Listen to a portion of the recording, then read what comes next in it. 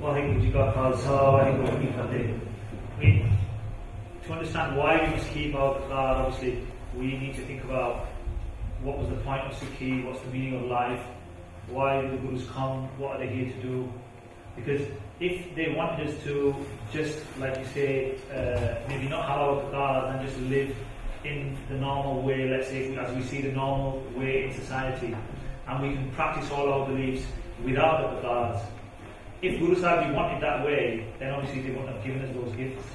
And Bhai Sahib mentioned a little bit about Sri Guru Tegh Bahadur Sahib Ji, and the key aspect was when Guru Sahib ceased, Sri Guru Tegh Bahadur Sahib Ji ceased, was taken back to Sri Guru Gobind Singh Sahib Ji. Sri Guru Gobind Singh Sahib Ji asked one question: how many Sikhs were there? How many Sikhs were there to stop this atrocity happening?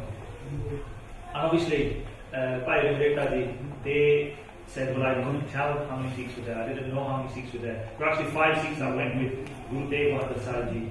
3 of them became Shaheed with Sri Guru Tegh Bahadur Sahib Ji, and then 2 of them obviously had this duty in terms of one bring the Sikhs back and one do the sanskar of Sri Guru Tegh Bahadur Sahib Ji's body. So the next question arises, so Guru Sahib Ji gave them to us, what's the point of them? So it's about understanding why are Sikhs so strong about these, it's understanding why we need them as well. And if we take a spiritual kind of angle on them, you mentioned the Panj Kakkar, and the first Kakkar, the Shromani Kakkar, the greatest Kakkar is said to be the case, the Guru Sikh's case. And we've seen in our past that this cut your case to the Sahibzade, by Daru Singh, by Mani Singh, cut your case, because the case is what is the first nishan of the Guru Sikh is the case, and then obviously the star that crowns the case. Now the case is the first gift that we are given. So everybody in this world is given that gift from Waheguru, the Nirman form, the formless Waheguru. Basically, when we're born into this world, our gaze are untouched. So the first card we all get given, whichever faith we come from, whichever religion we come from, and even whichever species we come from, those gates, those roams, and obviously some in the Jurassic Kingdom don't have those, but in terms of humanity, we all come with our gaze. So the gaze are the most important, and what do? Obviously they make us stand out so we can't hide away. Because Sikhi, the path of Sikhi, Guru Sahib Ji has made it such a test that he doesn't want anybody to hide away from it. We all have to stand up and be counted. Just like Bhai Sahib, Shaheed Bhai Jaspal Singh, last year, he stood up. He was there in the protest, and he was shot down by the police there just for standing up for his identity. So the gates are the most important ones. What do they help us with? They help us with our ego.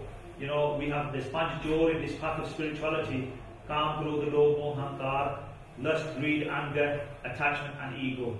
And the gaze help us fight against the ego, because generally in our day-to-day life, not many people have gaze, or they keep their gaze, so everybody will look up at us straight away. They look up at us maybe when we go to our schools. People might have a go at us in our schools because we've got the star on. Young kids actually report this, that sometimes they get bullied when they're younger. But that bullying or that experience is a way for us to become stronger. So we have people like Bhai Jaspal Singh who become stronger. We have people like Bhai Daru Singh and all the Sheikhs from that time to this time.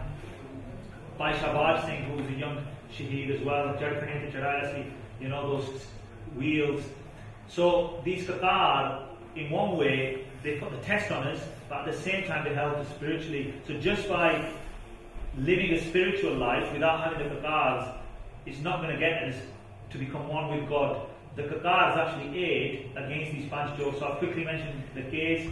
Our Karpan helps us fight against Krodh, which is anger. Our Kashara helps us fight against lust, which is Kaam. Our Kada helps us fight against Lobh, which is greed. And our Kanga, our wooden Kanga that we keep in our case, helps us fight against Moh, which is attachment. So actually they're doing a dual role. They do a practical role, because obviously a Karpan, we can use it to defend our faith.